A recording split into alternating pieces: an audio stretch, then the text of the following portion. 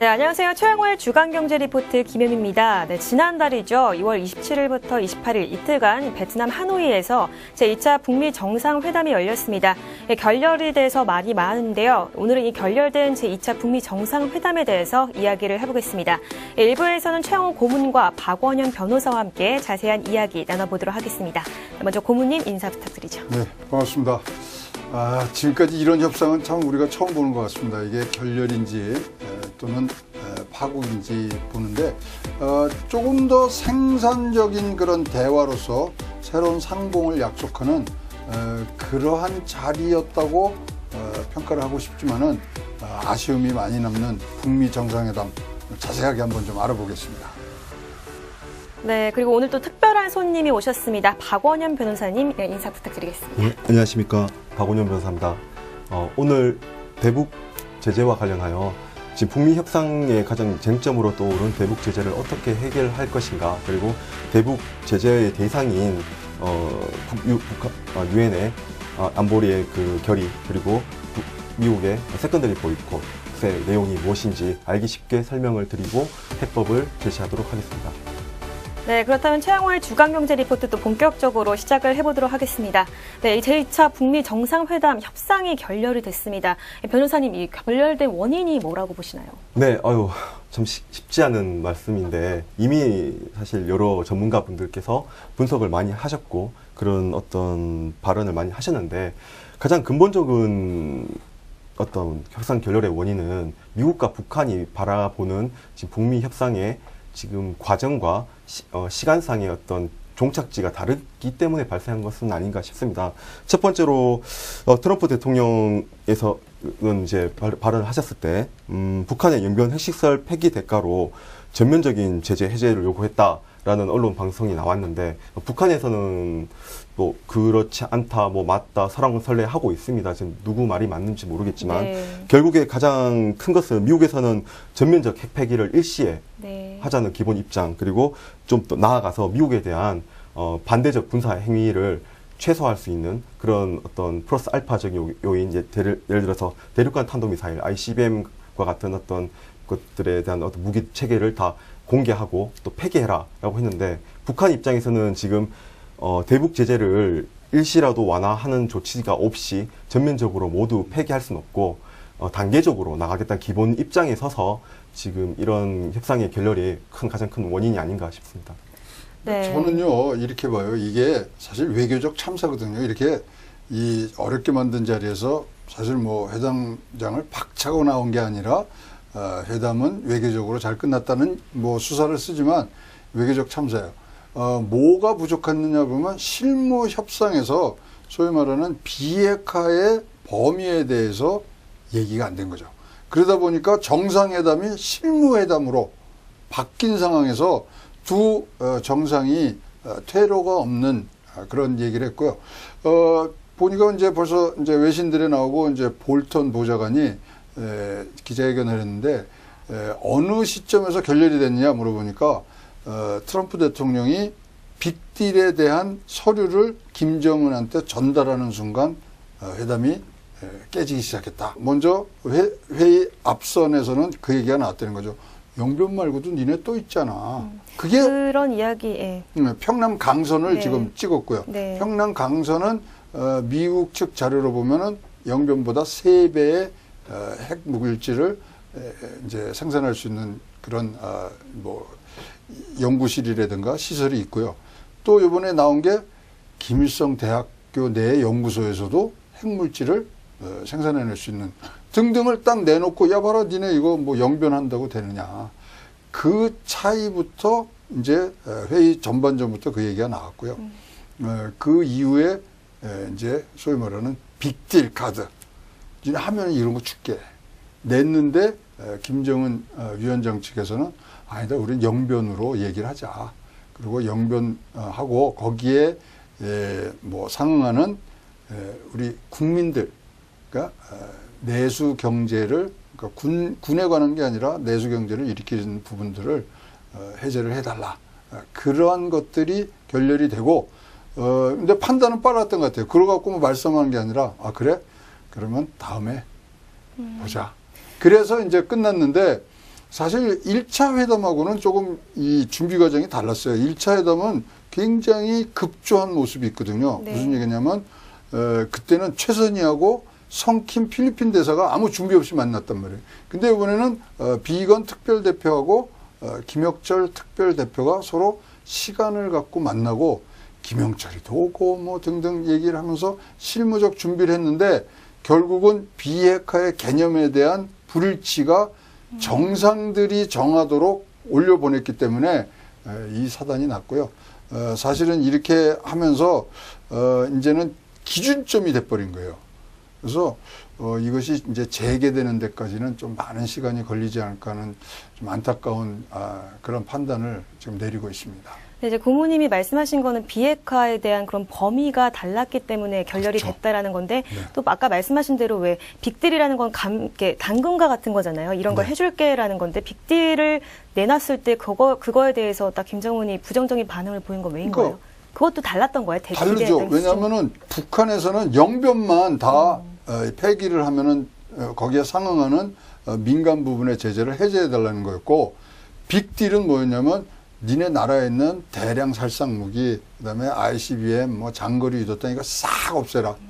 그러면 그때부터 우리가 이런 일들을 해주겠다. 10조 이상의 지원이 갈 수 있다. 뭐 등등이 뭐 딱 나와 있는 시간표뿐만 아니라 니네 어디에 뭐 있는 거 이거는 언제까지 없애. 이런 아주 뭐 했기 때문에 왜 김정은 위원장이 놀랬다는 그런 뭐 네, 얘기가 있잖아요. 이런 것까지 다 알고 있나라고 굉장히 근데 놀랐다고 제가 뉴스에서 봤어요. 우리 2월 달에 미국 갔다 와서 분명히 말씀드려요. 미국은 정보를 다 갖고 있다. 그래서 북한이 내면 야, 이거 빠졌어. 그 딜을 하고 있었는데 사실 이번에는 어떤 사정인지 몰라도 일단은 뭐 제 판단에서는 100% 준비 부족입니다. 그래서 실무회담에서 그 정도는 깔아놓고 갔어야 되는데 12개의 의제를 놓고 얘기를 하다 보니까 이게 산으로 올라갔는지 뭐 어떻게든지 그래서 이제 마지막까지 우리가 기출을 주목했는데 25일 날 네. 비건하고 김혁철이하고 30분을 만났단 말이죠. 그래서 저희는 된 줄 알았어요.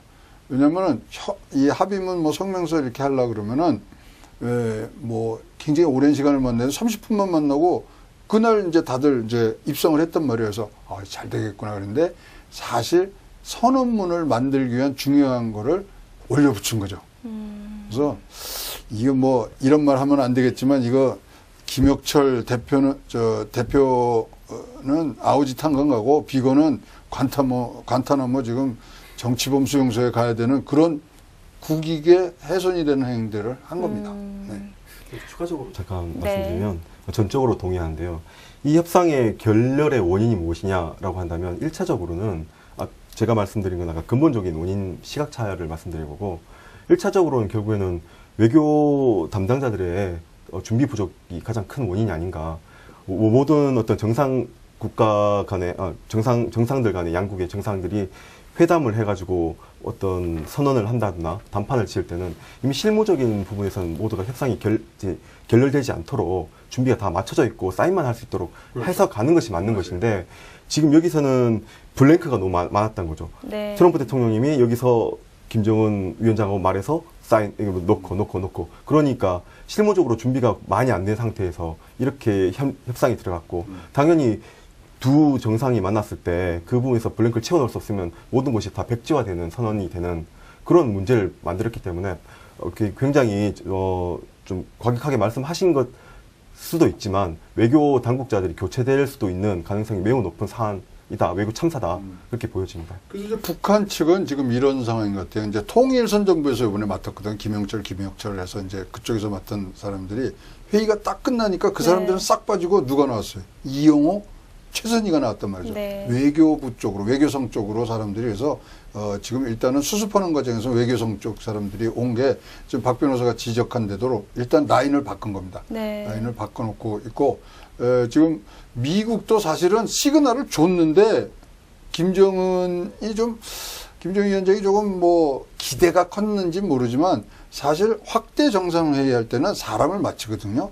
3대 3으로 하기로 했는데 이번에는 3대 4로 했어요. 네. 볼턴이 와서 앉은 거예요. 네. 볼턴이라는 사람은 여러분 잘 아시지만 이 사람은 전쟁이라는 것이 입에 붙어서 다니는 사람이고 자기가 국무부 차관보 할 때도 뭐 이 북한을 공격하자는 얘기까지 했던 사람이 그 현장에 앉아 있었단 말이죠. 네. 그러면 김정은 쪽에서도 읽었어야 되는데 모르겠어요. 너무 서로들 트럼프 대통령은 빅딜에 대한 기대, 그다음에 이 김정은 위원장은 제재 완화에 대한 기대가 사실 상대방의 입장을 고려하지 않은 높은 기대의 수준치를 갖고 왔기 때문에 이런 참사가 일어났고, 그러다 보니까 사실 뭐 모든 부담감은 우리나라한테 지금 얹혀지는 그런 네. 형국이 돼서 최근에 그 미국 언론에서 8명의 이 굉장히 국제 관계에 이제 뭐 대가들을 모아놓고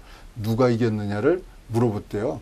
그래서 미국이 이겼다가 2명, 북한이 이겼다가 1명, 그다음에 둘 다 패자다가 1명. 근데 나머지 사람들은 한국이 가장 패자다.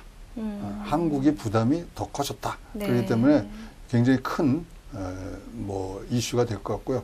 뭐 이제 후반부에 우리가 이제 한국 정부의 어떤 중재 역할에 대해서도 얘기를 하겠습니다만은 부담 많이 커진 건 사실입니다. 네, 이렇게 결렬될 북미 정상회담에 대해서 이야기를 하고 있습니다. 제재에 대한 이야기도 좀 해봐야 될 것 같은데, 이 북측이 제재 해제를 요구한 게 2016년, 네, 그 이후에 이제 대북 제재 내용도 좀 바뀌었을 거고, 또 북한에 미친 영향도 바뀌었을 텐데, 어떻게 생각하시나요, 고모님? 이것도 우리 최영호의 주간경제 리포트에서 특종한 내용 아닙니까? 네. 김영철이 우리 연초에 트럼프 대통령 때 김정은 친서를 갖고 가는 내용을 제가 잠깐 말씀했잖아요. 네. 1번이 뭐였냐면 트럼프 대통령이 취임한 이후에 내렸던 제재에 대해서는 해제해달라. 두 번째가 금강산과 개성공단을 이제 뭐 회복을 했으면 좋겠다. 세 번째가 이 제재 위반이 좀 있더라도 너그럽게 좀 생각해달라. 세 개를 했는데 그것이 이번에 그대로 나타난 거예요. 그래서 여기는 보니까 지금 뭐 11건의 2006년부터 11건의 제재가 있는데 최근 5건, 그게 지금 말하는 트럼프 취임 이후에 그런 이 역할들이 있었거든요. 그러니까 뭐 석탄이라든가 이런 거 수출 못하고, 그다음에 에너지의 제한적 공급, 그다음에 사실 올해 말까지요, 북한에서 해외에 파견된 모든 노동자는 다 들어와야 돼요. 왜요? 그게 이제 그게 제재예요. 그런 것들을 좀 풀어달라고 했던 것들이 김정은 이 친서에 있었는데, 당시에 우리가 알기로는 크네요. 트럼프가 네. 무슨 답장 썼던 얘기 없었잖아요. 그러니까 저쪽에 기대감이 있었던 거예요. 이거 왜 답장이 없지? 그러면 오케이 한 거 아니야? 뭐 이제 이런 기대감을 갖고 왔고, 이제 뭐 트럼프 측에서는 제재를 해제해달라는 게 주 내용이네. 그러면 니네가 이런 것들은 해야지 않겠느냐 하고 서로 기대감이 틀렸던 부분들이 분명히 이번에 읽힙니다. 네. 변호사님은 어떻게 생각하세요? 네, 북한이 해제를 요구한 2016년 이후에 유엔 결의는 총 5개입니다. 네. 2016년부터 17년 사이에 이 유엔 안전보장 이사회에서 5개 결의를 했는데 5개. 그 5개 결의가 그냥 이루어진 것이 아니라 이 북미 회담의 주요 쟁점인 북핵 문제와 관련돼 있어요. 첫 번째가 2016년 1월 6일 날 북한이 4차 핵실험을 합니다. 그 이후에 유엔 안전보장 이사회 결의로 2270호가 결의되고, 그때는 결의로 북한의 석탄 등 지하 자원의 국외 반출이 제한되게 됩니다. 이때까지만 해도 제한 정도였는데, 이후에 2321호로 해서 2016년 9월 9일 날 그 하반기죠. 북한에서 5차 핵실험을 합니다. 그 5차 핵실험을 한 직후에 다시 유엔에서 또 결의를 해서 또 보다 강화된 어떤 제재를 가하게 되고요. 그 다음에 2017년 7월 3일 하고 7월 28일 날 그 2차례에 걸쳐서 북한이 ICBM이라고 하죠. 대륙간 탄도미사일 실험을 하게 됩니다. 이 부분이 무슨 의미를 갖느냐 하면 2차례 핵실험, 4차, 5차 핵실험을 한 이후에 그 다음에 대륙간 탄도미사일을 탑재해서 이제 미국 본토로 하와이까지 날아갈 수 있다는 걸 의미하기 때문에 미국으로서 굉장히 심각하게 받아들였고요. 이때도 북한으로부터의 석탄, 철, 채광석 같은 반출을 아예 전면 제한하게 됩니다. 이 유엔 결의로 들어갔고요. 네. 그 이후에도 17년도에 9월 2일 날 거의 한 2달 뒤죠. 2달 뒤에도 6차 핵실험을 실행하게 됩니다. 그러니까 미국에서 유엔 결의를 통해서 강력하게 제재를 더 하면 할수록 북한은 핵실험 4차, 5차, ICBM 탄도미사일 실험, 그 다음 제6차 핵실험까지 쭉 나갔고 제재를 더 강화했는데 네. 지금 지금 현재 가장 강력한 제재가 지금 현재 2017년에 이루어진 2397호 결의입니다. 이 내용을 보면 2017년 11월에 대륙간 탄도미사일을 또 하게 됐는데 북한이 그 이후에 이제 또 가장 강력한 지금의 이제 제재 조치라고 보시면 되는데요. 원유 공급 상한을 둡니다. 400만 배럴에서 52만 배럴로. 다시 말하면 정말 극소수의 어떤 난방용 그 원유를 제외하고는 거의 수입이 못 되도록 전면 막아놓고 다시 말하면 산업용으로 돌릴 수가 없는 거죠. 여유가 없으니까. 근데 북한은 모르겠습니다. 산업용으로 돌리고 나서 민생에 투입하는지 모르겠지만 북한의 경우에는 이제 보통 군수에 많이 넣고 그렇죠. 그 다음에 산업, 그 다음에 민생으로 가는 순서니까 있는데 군수 경제랑 일반 민생 경제가 분리되어 있으니까 어쨌든 상한을 둬버렸기 때문에 네. 중국을 통해서 원유가 들어간 것도 제한되어 있을 거고 북한으로서는 경제적 타격이 굉장히 심한 거죠. 그 다음으로는 아까 최 박사님께서 말씀하신 것처럼 북한 해외 노동자의 24개월 이내 송환이었습니다. 다시 말하면 2017년에 결의가 됐는데요. 11월 달에 됐으니까 지금 올해가 2019년이지 않습니까? 올해 말까지 전 해외 노동자들이 다 들어와야 됩니다. 북한은 경제 상황이 굉장히 안 좋았기 때문에 러시아나 중국의 벌목공이라든가 건설 노동자로 굉장히 많은 인력을 수출해서 그 외화가 상당 부분 북한으로 들어가서 북한 경제를 돌리는데 많은 기여를 했었는데 지금 올해, 그러니까 2019년이죠. 네. 2019년 11월 달까지는 모든 해외 근로자가 다 송환돼야 되고 그 이후로부터는 다시 말하면 올해 12월 이후부터는 만약에 들어가지 않으면 어떻게 되는 거예요? 안 들어오면은 그 노동자를 고용해서 쓰고 있는 기업에 제재가 갑니다. 그게 이제 세컨더리 보이콧의 일종인데 네. 안 들어와? 그래 그럼 뭐 있어? 그러면 그 기업이 쓰고 있는 은행 계좌라든가 이런 걸 동결을 해버리고요. 미국에 자산이 있으면 자산 동결을 해버리고. 근데 이제 지금 쭉 말씀을 잘 우리가 들었지만 사실 북한이 이거를 잘 지켰냐? 그건 아니거든요. 아까 제일 먼저 했던 2270호 그때가 최초로 이제 석탄철 이런 수출이 금지가 되는데 사실 뭐 이런 얘기 하는 게 참 우습습니다만은 당시에 수출이요 그런 금지를 해놨는데도 불구하고 10% 이상의 수출이 증가합니다. 네. 그러니까 북한이 이거 뭐 제재에 관해서는 자기 이 식은 밥 먹듯이 막 이렇게 어긴 거예요. 그러다가 이런 것들이 이제 무기와 관계되지 않은 민수 경제, 그럼 내수 경제에 아까 지적해 주신 무슨 이 원유라든가 그다음에 철강석 수출 금지, 그다음에 해외 송환하는 부분 이거는 바로 그냥 네. 직격탄을 맞은 거거든요.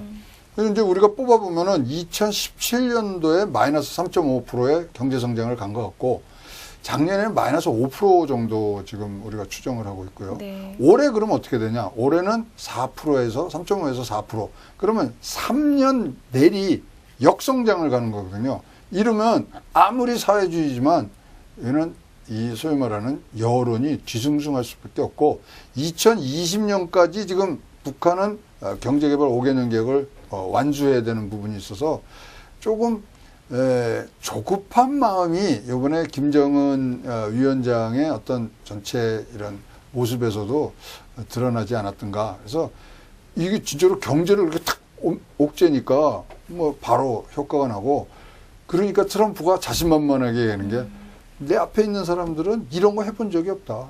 이거야말로 그래서 15개월 동안 지금 핵실험도 없고 ICBM도 없었다. 뭐 이런 얘기도 나오는 게 굉장히 심한 그런 부분들이 가고 사실 이렇게 마이너스 3.5 이렇게 가는 게요. 1994년부터 1998년까지 고난의 행군 시에 그때도 굉장히 심했는데 그때가 98년인가가 마이너스 6.5%. 네. 그게 최고였거든요. 거기에 육박하는 거니까 사실 김정은 위원장과 그 지도층으로서는 지금 가장 급선무 우선순위 1번은 이런 제재를 푸는데 믿을 수가 있어야죠. 이중 용도로 썼단 말이죠. 지금까지 뭐 그거 제한하고 또 갖고 와서는 군수로 썼고.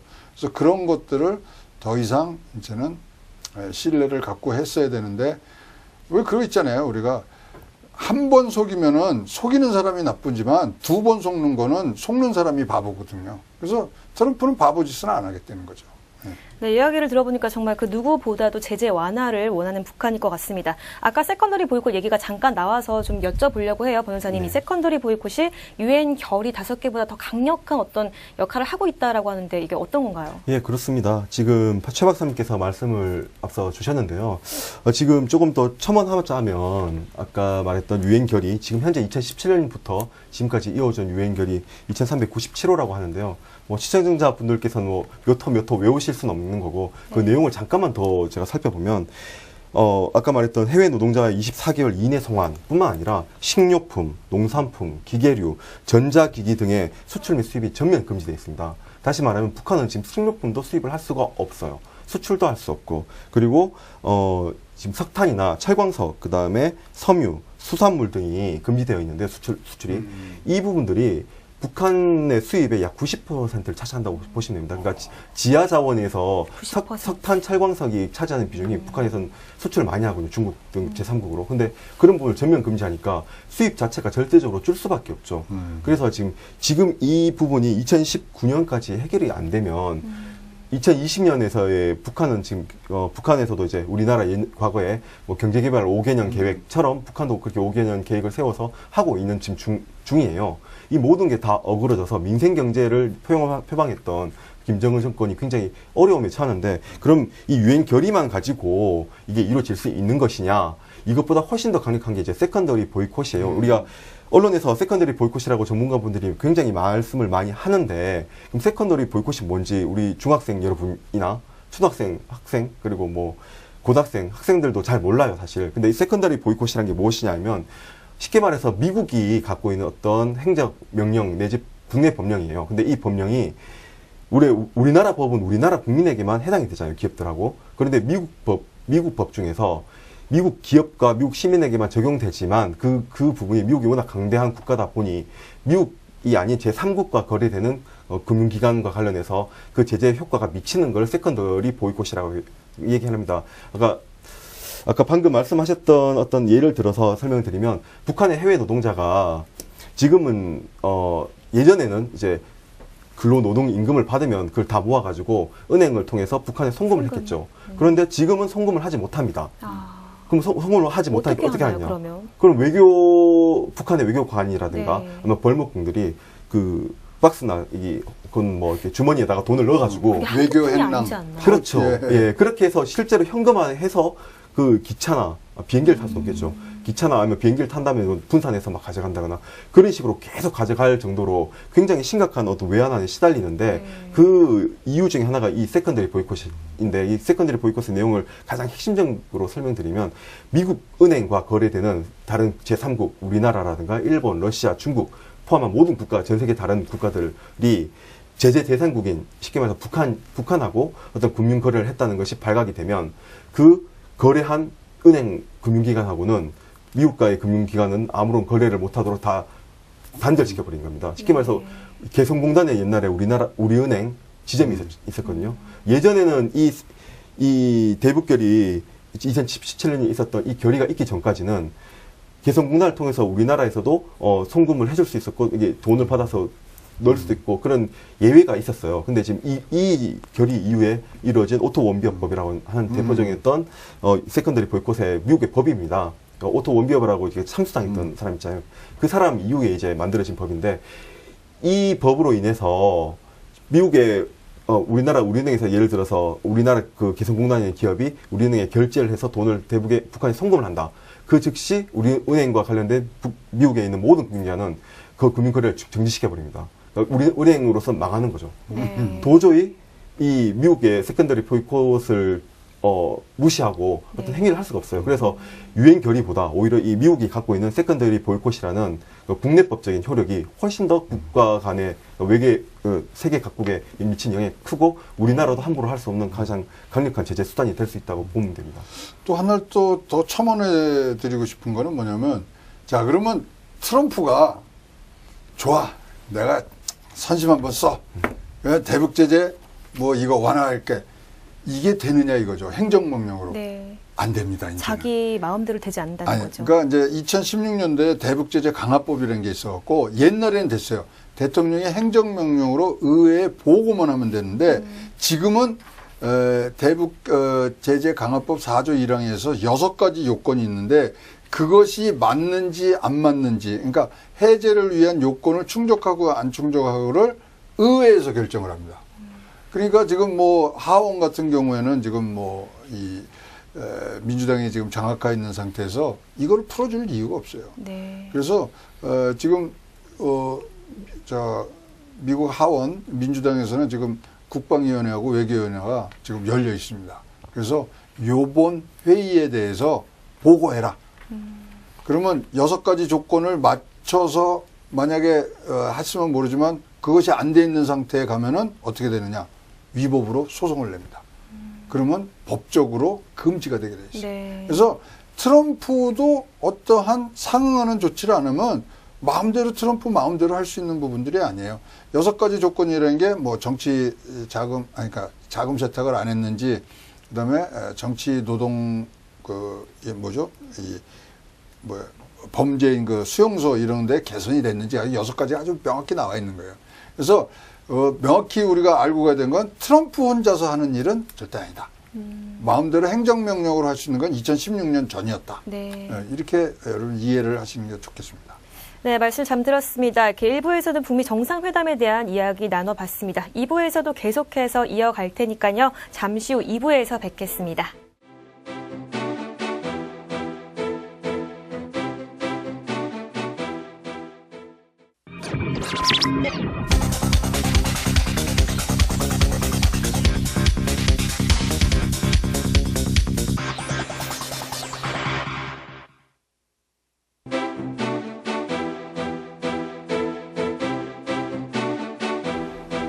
네, 최양호의 주간경제 리포트 2부 계속해서 이어가도록 하겠습니다. 이 협상 결렬에 대한 이야기를 나눠봤는데요. 이 앞으로의 이야기도 굉장히 궁금해집니다. 먼저 고모님, 네. 향후 북미 정상회담 다시 재개될 가능성이 있을까요? 재개를 하겠죠. 왜냐면 뭐 싸우고 무슨 뭐 사실 뭐 감정 싸움이 있는 게 아니라 어떤 향후 협상을 고려한 어떤 뭐 힘겨루기가 이 근본이 됐기 때문에. 근데 제일 중요한 건 이런 것 같아요. 외신들이 이거에 대한 헤드라인을 잘 뽑았는데 트럼프가 협상을 리셋했다. 그러니까 뭐 이제 진짜로 다시 처음으로 돌아온 것 같아요. 그래서 서로가 내놨던 그런 뭐 얘기들이 사실 이제 기준점이 된 거예요. 그 밑으로 내려갈 수가 없어요. 특히 뭐 북미 2차 정상회담을 이렇게 결렬로 만든 거는 누구의 결정이 아니라 두 정상 간의 결정이거든요. 그러면 정상 간의 결정에 의한 것을 조기 입장 전환을 하려고 그러면 진짜로 특별한 게 있어야 되는데 이거는 있을 수가 없는 거거든요. 그래서 사실은 좀 길게 봐야 되고 3차 회담 분명히 있습니다. 있지만 시간적으로 하고 지금 뭐 미국, 한국 그다음에 뭐 북한 내에서조차도 준비 부족에 대한 그런 소위 말하는 질책들이 있기 때문에 이제는 실무 협상이 잘 진행이 되는 과정에서 나올 부분들 분명히 회의는 있습니다만은 금방은 없다. 그리고 리셋됐다는 말에 굉장히 울림이 있다고 저는 생각을 하기 때문에 다시 처음부터 비핵화의 어떤 이 전체 개념 그거를 뭐 같이 공동인식을 가져야 되고 그 다음에 소위 말하는 상응하는 보상이 어느 정도인지 그거부터 다시 들어가는 리셋된 상태에서 지루한 협상이 기다리고 있는 그런 상황이라고 보여집니다. 이 재개 가능성에 대해서 변호사님은 어떻게 생각하시나요? 뭐 사실 이건 개인적 의견이라서 네. 뭐 함부로 말을 해야 될지 모르겠는데 이번 회담 결렬을 보면서 느껴진 부분은 뭐 물론 이제 여러 가지 자료들 많이 봤지만 과연 북미 정상회담이 3차 회담이 조속한 시일 내에 이루어질 수 있을 것인가. 다시 말하면 지금 트럼프 대통령 임기가 있을 것이고 우리 문재인 대통령님도 임기가 있습니다. 그 안에 문제가 해결되도록 담판이 이루어져야 하는 것인데 그러기에는 시간이 많지 않습니다. 지금 우리 문재인 대통령도 그렇죠. 중재자 역할을 하면서 앞으로 2년 정도 남았는데 마지막 1년은 또 대선 전국이다 보면 대통령으로서는 어떤 담판을 이끌어내기엔 힘이 많이 부족할 수밖에 없는 시간이 것이고 부족하다. 올해 내년까지인데 올해까지 안 되면 내년에 과연 담판을 이룰 수 있을까 쉽지 않은 문제고 근데 올해 다행히 이제 3월이지 않습니까? 3월에 결렬됐기 때문에 올해 연말까지 조속하게 그러니까 임팩트 있게 다 모아서 북미 정상회담이 이루어지지 않으면 내년 내후년까지 가는 것은 쉽지 않아 보인다. 그래서 만약에 북미 정상회담이 3차 회담이 이루어진다면 올해 연말 안으로 되어야 되는 것이고 우리 한국 입장에서 봤을 때 그렇고 또 미국도 입장이 있지 않겠습니까? 뭐 미국의 뭐 국내 정치적인 문제가 있을 테니 그 부분을 돌아봤을 때는 조속한 시일 내에 빨리 안 이루어지면 올해 내에 안 이루어지면 내년 내후년의 협상을 통한 담판은 쉽지 않아 보인다. 그러니까 저는 그렇게 좀 보입니다. 이 부분은 어떻게 생각하세요? 지금 김정은이 우리가 이제 뭐 소위 말하는 남한 측을 지금 방문하도록 뭐 얘기가 오고 있는데 자, 몇 가지 중요한 이벤트가 6월 전에 있습니다. 자, 시진핑 주석은 6월 G20 일본에서 하기 전에 우리나라로 온다 그러고 그거는 약속이 돼 있는 부분. 그다음에 6월 달에 미국에서 지금 문재인 대통령과 트럼프 만날 수도 있고 그 전에 뭐 그건 언제든지 만날 수 있는 그러한 굵직굵직한 행사들이 좀 있거든요. 요것이 어떻게 조합되느냐에 따라서는 사실 6월 달에 G20이 만나는 자리에서 시진핑, 문재인 대통령, 그 다음에 트럼프, 거기에서 큰 어떤 이 소위 말하는 방향성은 정해질 수 있는 것, 가능성은 있긴 하지만 그 가능성을 놓고 그 다음에는 실무 협상이 지루하게 갈 것 같은 그런 생각이 좀 들긴 듭니다. 네. 저 역시도 조금 동의가 되는 부분은 네. 협상이 중단되지는 않을 겁니다. 네. 다만 이제 이번 정상회담을 통해서 담판으로서 핵포기를 하겠다는 선언까지 이끌어낼 수 있느냐의 문제에서는 조금 네. 좀 어려운 맹점이 좀 여전히 남아 있는 상태고 단기간에 그 협상이 해결이 되려면 북한이든 미국이든 자신들이 지금 가이드라인을 준 부분에서 물러서야 되는데 그 물러서는 협상을 어느 만큼 잘 이끌어내느냐가 가장 관건이라고 봅니다. 이 무결점 이 모든 북한 주민이 우러러보는 김정은 위원장의 이미지에는 큰 타격이 있기 때문에 네. 그것을 또 뒤로 물르는 그런 부분들은 사실 지금 체제로는 좀 어렵다고 이제 봐요. 그죠? 네. 근데 이제 사실 미국은 벌써 대선 체제입니다. 네. 솔직히 말씀드리면 2월 달에 가서도 느낀 거는 민주당을 중심으로 해서 2년 전에는 거기도 움직여야 되거든요. 그래서 사실 뭐 미국 유람기에도 말했지만 트럼프 대통령이 김정은을 만나는 것은 재선 이후다고 제가 분명히 말씀드렸잖아요. 네. 그래서 두 사람이 만나는 과정은 또 같은 실수를 되풀이하지 않기 위해서는 굉장히 늦은 시간. 그러니까 트럼프가 재선이 되면은 확률이 올라가고 아니면 사실 이 임기 내에는 어렵지 않겠냐는 보여집니다. 네, 북미 정상회담 중단되지 않겠지만 재개까지는 시간이 걸릴 것이다라고 말씀을 해주셨습니다. 그렇다면 이렇게 대북 제재가 계속 지속이 된다는 얘기인데 우리가 독자적으로 좀 할 수 있는 어떤 대북 협력 조치가 어떤 게 있을까요? 변호사님 먼저 말씀해 주실까요? 예, 대북 협력 조치 참 쉽지 않습니다. 지금 우리나라 정부로서는 굉장히 답답할 것이고 오늘도 국가안전보장회의가 열려서 중재자 역할을 하기 위해서 어떤 노력을 담기 위한 회의를 하기도 했는데요. 네.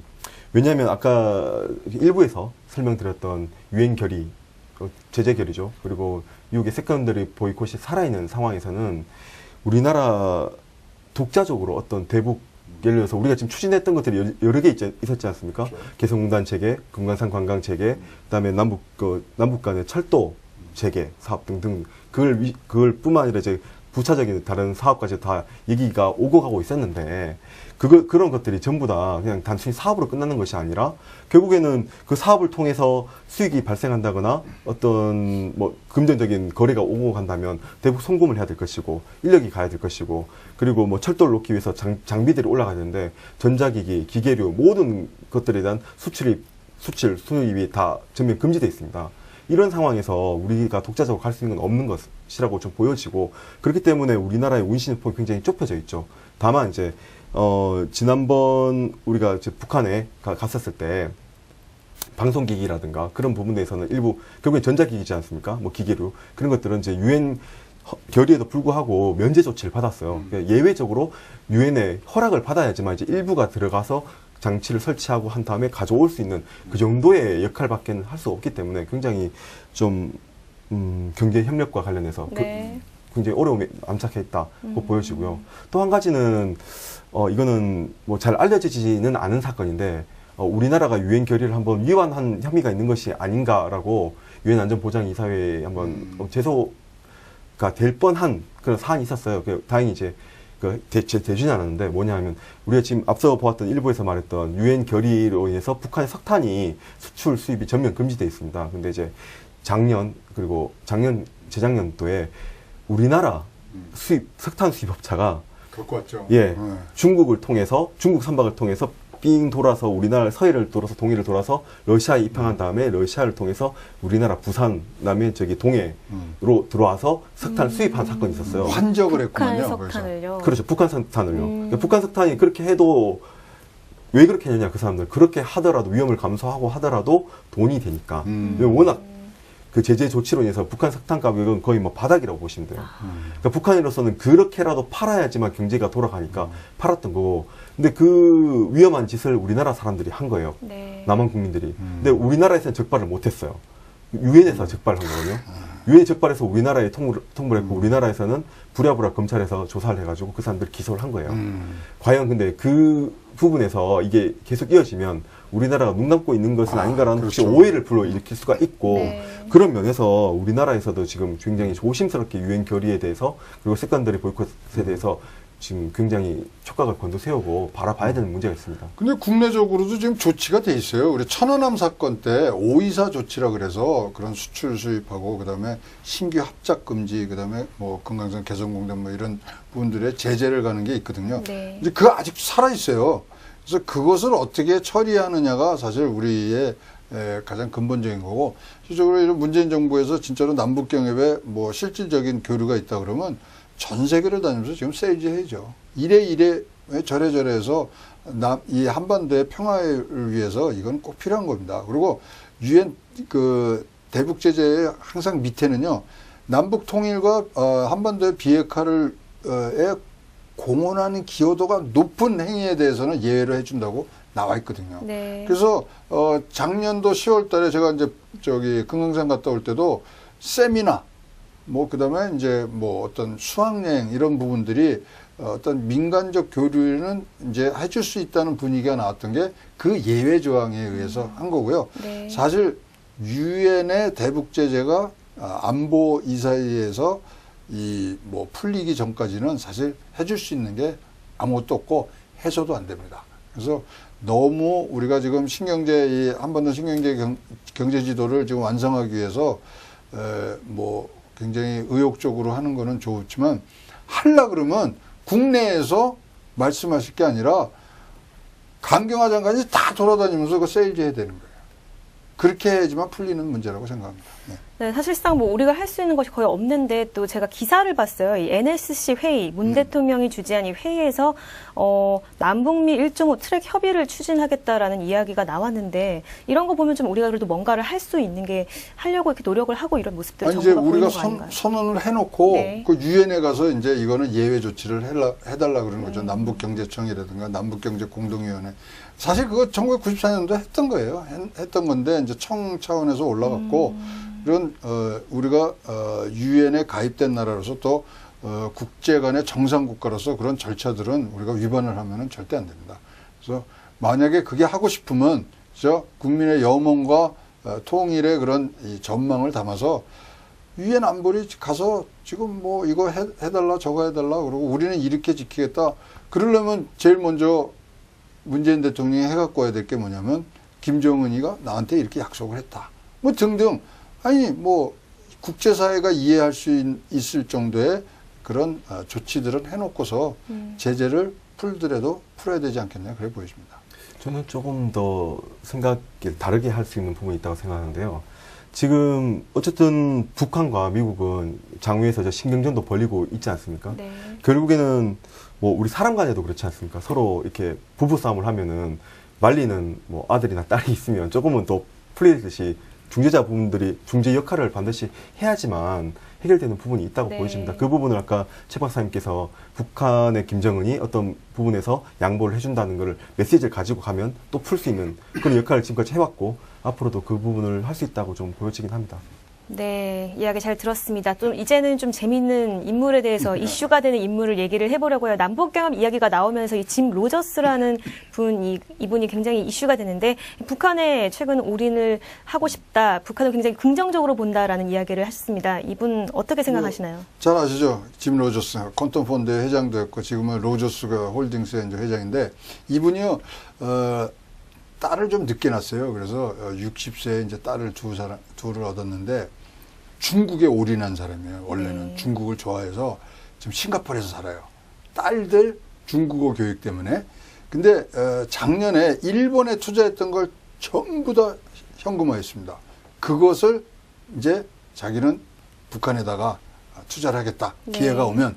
그리고 자기 전 재산도 투자를 할 수 있는 굉장히 매력적인 투자처다. 이렇게 지금 말을 하고 다닌단 말입니다. 근데 이제 사실 말씀드렸지만 짐 로저스는 중국 사람들하고 같이 들어오고 싶은 마음이 있을 거예요. 그렇지만 투자하고 이 SOC라든가 이런 이 펼쳐지는 그런 거대한 공사들이 굉장히 지금 매력적이거든요. 그래서 그런 부분에 뭐 선전은 잘 해주고 있는 부분인데 아직까지 뭐 짐 로저스도 지금 들어갈 수 있는 부분들은 하나도 없는 거죠. 네. 네, 앞으로 이 전망이 굉장히 장밋빛이다라는 확신이 있기 때문에 이렇게 그럼요. 올인을 하려고 하는 거네요. 골드만삭스의 2000년도 초반에 나온 거 보면 2050년도면 우리나라가 전 세계 3위 1인당 GNP를 갑니다. 84만 84,884불에 전 세계 3위 국가로 올라갈 수 있는 기회가 있다는 게 골드만삭스의 보고서고요. 또 뭐 그것뿐만 아니라 여러 가지 이제 통일된 나라로서의 그런 어떤 이 나라의 신뢰도 그리고 네. 더 제가 보기에 더 좋은 거는 인구가 2,500만이 생겨요. 한 나라의 경제가 내수 위주로 갈 수 있는 최소의 인구가 8천만 원이거든. 네. 지금 우리가 5,500만 있잖아요. 거기 네. 2,500만 있잖아요. 그러면 우리도 비슷해지네요. 진짜 8천만의 인구를 가지고 다시 한번 세계 경제 3위로 올라갈 수 있는 어떤 폭발성이 있는 그런 이 잠재력이 있다고 보여질 때, 박근혜 전 대통령이 통일은 대박이다 그러지만 이것은 국가 발전 전략으로 우리가 승화시켜야 될 필요성이 있는 그런 남북 경협이라고 생각합니다. 네. 네, 뭐 첨언하면 이 남북 간의 교류 협력뿐만 아니라 북한의 개방 자체를 세계 여러 국가들이 지금 전망을 하고 있습니다. 근데 단적인 예로 보면은 북한의 채권 가격의 변화를 보면은 북한의 성장 가능성이라든가 향후 세계 투자가들이 어떻게 바라보고 있는 것인지를 좀 볼 수 있죠. 2000년부터 2007년 사이에 남북 교류 협력이 좀 활성화되었던 시기에 네. 북한의 채권 가격은 20달러에서 26달러, 그러니까 20달러대였습니다. 네. 근데 지금은 2차 회담이 결렬되고 나서 북한 채권은 가격은 1.25센트입니다. 무슨 말이냐면 1.25센트 달러도 센트입니다. 아니고요. 1달러가 되지 않습니다. 네. 거의 뭐 엄청난 차이죠. 네. 다시 말하면 남북 교류 협력 시기가 많이 진척이 되고 그 시기에는 25달러까지 갔던 네, 북한의 채권이 채권이 많이 올랐는데. 그렇죠. 그래서 그 이후로는 쭉 하향하다가 심지어 2009년에서 11년, 12년 이렇게 이명박 대통령 있을 당시에도 뭐 10달러 선을 유지했었습니다. 북한 채권이. 그런데 이제 2012년 이후부터는 이제 거래가 중단됐고요. 네. 일시적으로. 그다음에 2014년부터 쭉 더 떨어지게 하더니 2017년 이후부터는 그러니까 이게 금융거래 제체 조치가 있었던 그 유엔결의죠. 그 이후부터 17년부터는 1달러 이후로 확 떨어졌습니다. 1불 밑으로. 그렇죠. 북한 채권이 이제 거의 없는 거나 다름없는데 나중에 근데 이 채권이잖아요. 나중에 수표 같은 건데 나중에 그 가격이 또 오를 수가 있는 거거든요. 네. 그러니까 지금 이 짐 로저스라는 사람은 어떤 채권 가격의 변동을 주목했을 수도 있는 것이고 이게 만약에 북한에서 개방이 성공만 한다면 북한에서 증시 기업들이 다 들어갔을 때 이 가격들은 확 뛸 수 있다. 충분한 생각을 할 수 있을 것 같습니다. 그런데 북한 채권을 우리가 그 남한 정부에서 인도스 해줄 이유는 하나도 없잖아요. 그러니까 우리가 저번 때도 방송에서 말씀드렸지만 북한이 발행한 채권이라든가 북한이 체결했던 이런 국제 조약, 협약 이런 것들은 사실 문제가 좀 뭐 어떻게 처리해야 되는지 문제가 좀 있는 거 아닙니까? 그죠? 네네. 그래서 그 부분에 대해서는 뭐 전문가시니까 물론 이제 그 부분에서 우리가 법적으로 그 북한에 나중에 뭐 통일됐을 때는 우리가 북한의 빚을 채권을 우리가 인수해서 그 빚을 청산해줘야 된다라는 법적인 부분에서는 쟁점이 많이 있습니다. 우리 안 할 수도 있을 네. 가능성도 여지가 있고 그런데 현실적으로 그럼 독일은 어떻게 했느냐? 심지어 전쟁으로 통일을 이루은 베트남의 경우에는 그러면 북베트남이 공산화해서 남베트남의 채권을 어떻게 처리했냐 보면은 대부분 빚을 청산해줬습니다. 다시 말하면 세계 국제사회에서 봤을 때는 북한과 남한이 전쟁을 통해서 통일한다 하더라도 북한에 대한 채권을 갖고 있다면 이건 언젠가는 남한이 아니죠. 통일한국에 청구해서 받을 수 있지 않은가라는 생각을 할 수 있을 것이죠. 아니 뭐 예멘의 예를 보면 남을 나라 했잖아요. 예멘은 뭐 저기는 내 게 아니니까 뭐 그래서 예. 국제 조약도 막 적어요. 그래서 사실 우리가 연구들을 지금 뭐 우리 박 변호사를 중심으로 해서 통일 법제 연구원들을 많이 하지만 진짜 이번에 개헌되고 이럴 때는 이런 부분들이 조금이라도 선언적으로 좀 들어갔으면 하는 바람이 큽니다. 예, 맞습니다. 지금 뭐 나중에 평화체제 얘기를 할 텐데요. 평화체제를 논의하기 이전에 우리나라 헌법에서 과연 이 평화체제를 어떻게 담을 수 있을 것인가에 대한 논의가 정말 필요한 얘기입니다. 뭐 우리나라 헌법에서는 북한을 반국가 단체로 보고 우리나라 영토는 한반도예요. 그러면 평화체제를 해서 북한을 만약 국가로 인정하게 되면 우리 지금 휴전선 지역인 이북 지역은 그럼 우리나라 국가의 영토가 아닌 것이 되는 것인지 당장 헌법 조항부터가 문제가 될 수 있기 때문에 이런 부분에서 좀 연구가 많이 필요하고요. 뭐 경제적으로 떠나서 우리나라 헌법부터가 문제가 될 수 있으니까. 하여튼요, 지금 뭐 우리가 투자 얘기하다 이렇게 됐는데, 네. 이 투자에 관해서는 조금 신중한 자세를 좀 취해 주셨으면 좋겠어요. 북미 간 2차 정상회담이 이제 결렬이 되면서요, 시총이 5조가 없어졌습니다. 그래서 남북 경협주를 중심으로 해서 없어졌는데, 자, 지금 저희가 보는 이 뭐 투자 관점에서 보면요, 3차 회담, 그 다음에 이 북미 정상 간의 어떤 평화를 선언하는 그런 선언문들은 좀 시간이 걸릴 것 같아요. 그래서 남북 경협주는 좀 이제 뭐 등락이 많이 있습니다만 포트폴리오를 잘 짜셔갖고 그렇게 투자하시는 분들이 굉장히 큰 이득을 얻으실 거라고 생각을 합니다. 네, 알겠습니다. 말씀 잘 들었습니다. 아까 변호사님이 근데 잠깐 말씀해 주셨던 그 채권 가격이 오른다는 거, 그 오른 것만으로 봐도 이 북한이 경제가 개방이 되면 얼마나 큰 이익을 줄 수 있을까 기대가 되는데요. 앞으로 봤을 때 이 남북 경협 어떻게 예상이 될지 좀 말씀 부탁드릴게요. 네, 결국에는 북미 간 협상이 어떻게 진행되느냐에 따라서 우리나라의 대북 어떤 투자가 활로가 모색이 될 것인데 점차 열릴 것으로는 보여집니다. 지금 미국도 협상을 하지 않겠다는 것이 아니라 계속 협상을 해 나가겠다는 입장을 보이고 있는 것이고 어느 정도 타협적인 선에서 또 진행될 가능성도 분명히 어느 정도 있는 것이고 네. 다만 이제 남북 경제 협력과 관련해서 미국의 입장을 전혀 배제하고 우리가 단독으로 할 수 있는 건 없다라고 말을 했지만 그래도 노력한다면 어느 정도 뭐 어떤 부분이 있다면 뭐 중국도 사실 지금 북한에 투자를 못 하고 있는 상황이에요. 예를 들어서 북한은 지금 중국과 가장 많이 열려 있지 않습니까? 제가 2016년도에 단동시에 갔었는데 중국에 단동 가니까 깜짝 놀랐어요. 이게 아파트며 뭐 유원지까지 해서 여러 가지 시설까지 너무 뭐 최첨단 도시처럼 다 지어놨더라고요. 근데 많이 비어 있어요. 그 왜 비어 있느냐? 북한에 투자가 이루어진다면 거기 단동이 바로 건너편 신의주가 있으니까 바로 들어갈 수 있는 관문이 될 것이다 해서 고층 아파트를 정말 많이 지었는데 텅텅 비어 있더라고요. 이제 분양이 안 된대요. 중국 사람들 입장에서도 투자에 실패한 거죠.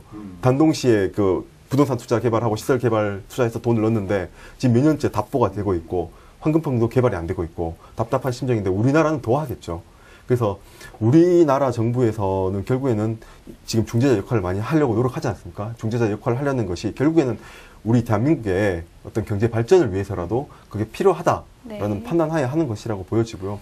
그러니까 그런 부분에서 뭐 미국과의 북미 간의 협상에서 우리나라 정부가 역할을 좀 많이 할 것이라고 좀 기대하고 있습니다. 근데 우리나라 정부의 그런 중재 역할이 이게 사실 맥힐까 싶으네요. 왜냐하면 둘이 싸웠어요. 싸움박질하고 나왔는데 어느 편을 들 수도 없는 거 아니에요. 그래서 말리는 신우이가 더 미울 수도 있는 상황이기 때문에 지금 문재인 정부와 이제 외교 당국의 그다음에 이제 뭐 이 통일부 쪽의 관계자들은 골치가 많이 아플 거예요. 그래서 어떻든지 돌파구를 찾으려고 생각을 하는데, 자, 이 부분은 하여튼 신중하게 국익이 우선이 되는 판단들을 좀 해주셨으면 하는 마음이 진짜 큽니다. 그래서 지금 경제가 안 좋은데, 경제가 안 좋은 것을 우리가 돌파구를 찾기 위해서 너무나 뭐 많은 거를 퍼준다든가, 또는 이거를 이 남북 경협을 통한 경제 회복의 어떤